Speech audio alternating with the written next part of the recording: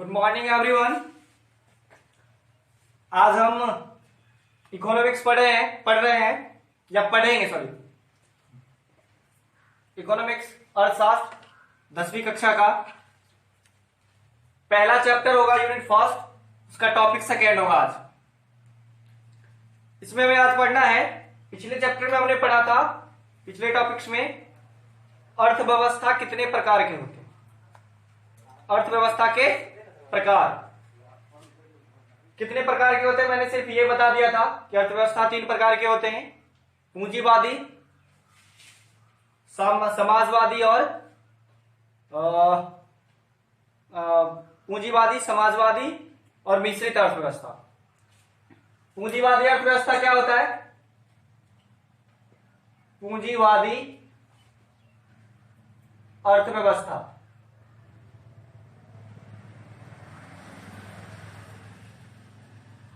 पूंजीवादी अर्थव्यवस्था किसे कहा जाता है, पहले इसको जानते हैं। वैसी अर्थव्यवस्था जिसमें उत्पादन के सभी साधनों का स्वामित्व यानी मालिक किसी निजी व्यक्ति के हाथों हो, प्राइवेट कंपनियों के हाथों उसका स्वामित्व जो है प्राइवेट निजी व्यक्ति हो, उस अर्थव्यवस्था को पूंजीवादी अर्थव्यवस्था कहा जाता है। एक बार फिर से, पूंजीवादी अर्थव्यवस्था क्या है? वैसी अर्थव्यवस्था जिसमें उत्पादन के सभी साधनों का, उत्पादन जितने भी प्रोडक्ट उत्पादन रहे, उत्पादन के सभी साधनों पर स्वामित्व किसका हो? निजी व्यक्ति का हो, पूंजीवादी अर्थव्यवस्था कहा जाता है। ठीक है। सेकेंड है समाजवादी अर्थव्यवस्था। समाजवादी अर्थव्यवस्था ये क्या होता है?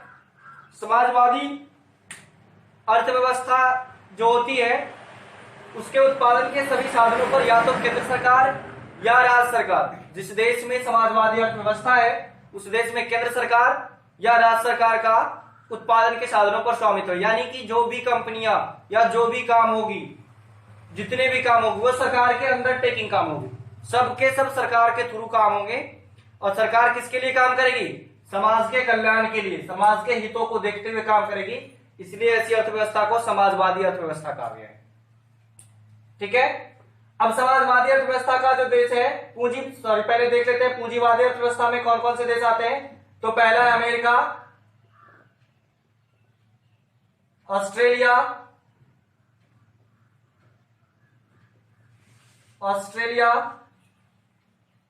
ये 2 देश हैं पूंजीवादी अर्थव्यवस्था के उदाहरण। समाजवादी अर्थव्यवस्था के उदाहरण है चीन, रूस, ये 2 देश समाजवादी अर्थव्यवस्था के उदाहरण हैं। अब तीसरी अर्थव्यवस्था आता है हमारा मिश्रित अर्थव्यवस्था। मिश्रित अर्थव्यवस्था वैसी अर्थव्यवस्था होती है जहां पर उत्पादन के सभी साधनों पर निजी तथा सरकारी, निजी और सरकारी दोनों का स्वामित्व होता है। कहने का तात्पर्य है कि वैसी अर्थव्यवस्था जहां पर निजी तथा सरकारी दोनों का सह अस्तित्व हो, वैसी अर्थव्यवस्था को क्या बोलेंगे? मिश्रित अर्थव्यवस्था। इसके अच्छे खासे उदाहरण है हमारा देश भारत और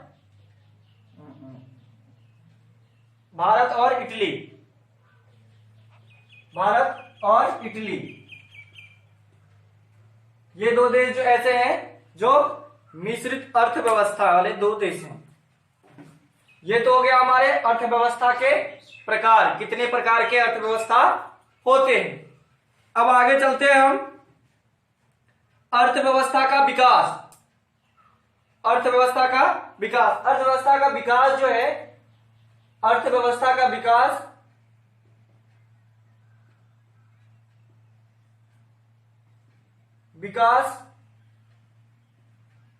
यह एक लंबी प्रक्रिया है।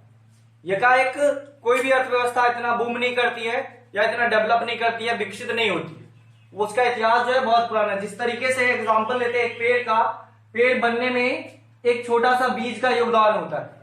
बीज से पौधे होते हैं, पौधे से फिर क्या बनते हैं, उसमें डाल, शाखाएं बनती है, शाखा फिर पत्ती का निर्माण करता है, पत्ती फिर फूलों पत्तियों के बीच में फूलों का निर्माण होता है, फिर फूलों के बीच में फल लगते हैं।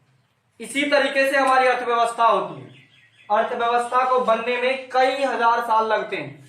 पहले हम देखते थे हमारी अर्थव्यवस्था जो है मिश्रित अर्थव्यवस्था तो है, लेकिन था कि वह इतनी विकसित या विकासशील अवस्था में नहीं थी। अब हमारी अर्थव्यवस्था, भारत की अर्थव्यवस्था जो है विकासशील अर्थव्यवस्था में गिनी जाती है, विकासशील अर्थव्यवस्था में गिनी जाती है। चूंकि भारत की अर्थव्यवस्था जो है भारत की अर्थव्यवस्था का इतिहास जो है बहुत ही लंबा है और यह जो है अर्थव्यवस्था परिवर्तनशील है। हम पहले अर्धविकसित थे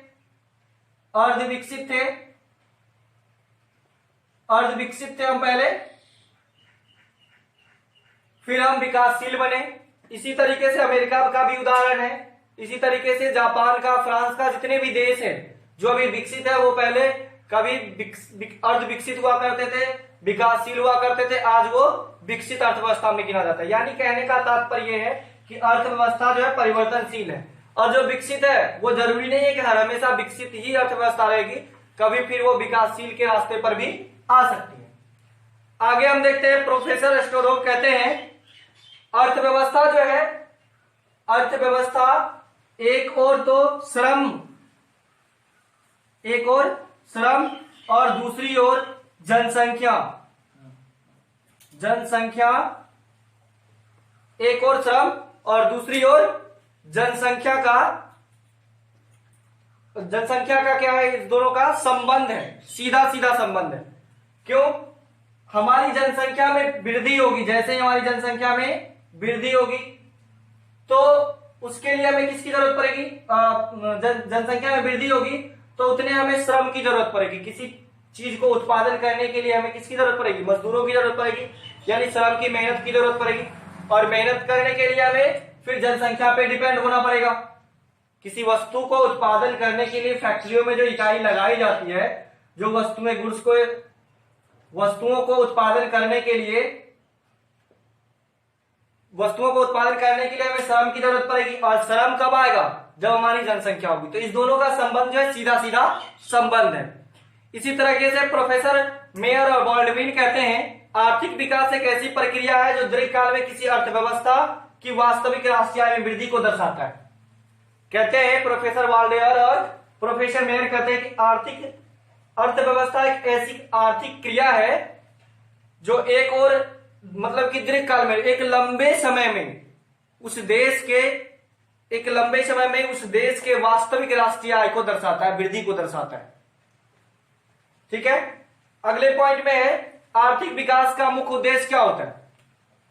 हम आगे चलते हैं आर्थिक विकास की ओर।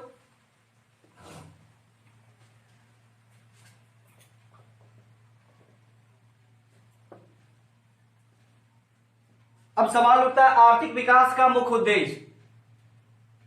आर्थिक विकास का मुख्य उद्देश्य,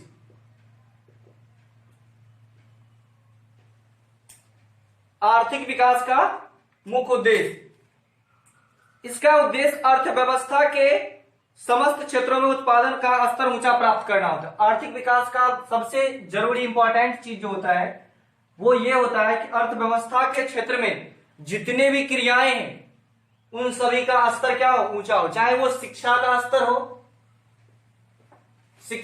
हो या फिर हमारा बेसिक आधारभूत संरचना हो,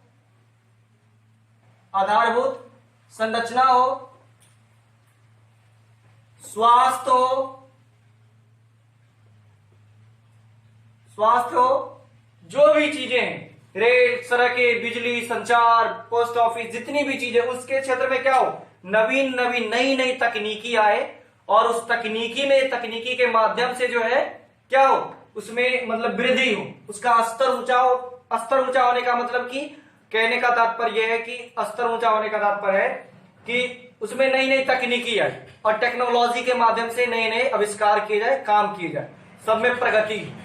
ठीक है, अब ये जो है अर्थव्यवस्था के विकास को हम दो तरीके से देखते हैं। एक तो मौद्रिक विकास, मौद्रिक विकास। एक पहला हम देखते हैं मौद्रिक विकास। जैसा कि आप देख रहे हैं मौद्रिक, मौद्रिक जो है मुद्रा शब्द से बना है, मुद्रा से। मुद्राओं के विकास से हम अर्थव्यवस्था को देखते हैं तो मौद्रिक विकास का तात्पर्य है मुद्राओं के विकास से। मौद्रिक विकास का सीधा सीधा तात्पर्य किससे है? मुद्राओं के विकास से। ठीक है, मौद्रिक विकास का सीधा सीधा तात्पर्य है मुद्राओं के विकास से। अब मुद्राओं के विकास होने से वस्तुओं का विनिमय वस्तु से नहीं होता है। पहले मुद्राओं का जो विकास हुआ, पहले मुद्रा जो थी वह कांसे के थे, तांबे के थे, फिर सोने के आए, फिर चांदी बनी। अब फिर जो हम देख रहे हैं मुद्रा, वो बहुत सारे रूपों में मुद्रा है। चेक है, डीडी है, डिमांड ड्राफ्ट है, इसके बाद पोस्टल ऑर्डर है, इसके बाद हम देख सकते हैं करेंसी है, प्लास्टिक मनी है। ये सभी के सब मुद्रा के रूप है। ठीक है, तो मुद्राओं का विकास स्टार्टिंग में मानव जो है वो आप सभी जानते हैं कि मानव वस्तु विनिमय प्रणाली पर, हमारे यहां विनिमय पर आधारित थी। किस पर? वस्तु विनिमय प्रणाली थी। तो क्या था कि जब हमें कोई वस्तु खरीदना होता था, किसी से लेना होता था, तो हम उसको वो चीज ले लेते थे और उसके बदले हम दूसरा वस्तु उसको दे देते थे। उस समय मनुष्य की जो प्रारंभिक विनिमय प्रणाली थी वो वस्तु पर आधारित थी, इसलिए उस प्रणाली को वस्तु विनिमय प्रणाली कहा गया। लेकिन जब से मुद्रा आया तब से वस्तु विनिमय प्रणाली का होना बंद हो गया। अब वस्तु को लेने की जगह, खरीदने की जगह, क्रय विक्रय की जगह क्या दिया जाने लगा? मुद्रा दिया जाने लगा। इससे क्या हुआ? अर्थव्यवस्था में विकास होने लगा। मुद्राओं के विकास होने से क्रय विक्रय का कार्य होने लगा, यानी खरीद बिक्री का कार्य भी होने लग गया। इसके बाद इसका स्थानांतरण होने लगा। वस्तु का स्थानांतरण होने में टाइम लगता था। जैसे मान लीजिए कि हमें कोई मतलब कि कोई सामान खरीदना है और वह जो है कोई सामान हमें खरीदना है। मान लेते हैं कि हमें साइकिल खरीदनी है। अब अभी तो प्रेजेंट में साइकिल है, उस समय मान लीजिए कि गेहूं खरीदना था किसी को, और उस गेहूं को अगर यहां से अमेरिका ले जाना था तो वो ले जा पाता? नहीं हो पाता। या फिर अमेरिका में क्या है, उस वस्तु को यहां लाने में बहुत दिन लगते या बहुत टाइम लगते, वस्तु खराब भी हो सकती थी, है कि नहीं? तो अब क्या है, उस वस्तु मुद्रा के आविष्कार हो जाने से, एग्जाम्पल के लिए मुद्रा के आविष्कार जब से हो गया तब से क्या है, हम यहां से क्या करते हैं, वस्तु देते हैं और उसके बदले हम क्या ले लेते हैं, उसका मुद्रा ले लेते हैं, पैसा ले लेते हैं। ठीक है, इससे अब क्या हो गया, मुद्राओं का स्थानांतरण हो गया। हम बैंक जाने लगे, हमें किसी वस्तु की जरूरत है तो बैंक से पैसे निकाले और फिर हम वो वस्तु खरीद ली। इससे मुद्राओं का आदान प्रदान हुआ और जिससे अर्थव्यवस्था क्या हो गई, अर्थव्यवस्था का विकास हो गया। आगे चलते हैं समावेशी। आज तक हम इतना ही देखते हैं, मौद्रिक विकास, और आगे वाली वीडियो में फिर देखेंगे समावेशी विकास और फिर वस्तु विनिमय प्रणाली वगैरह, ये सब सारी चीजों को पढ़ेंगे।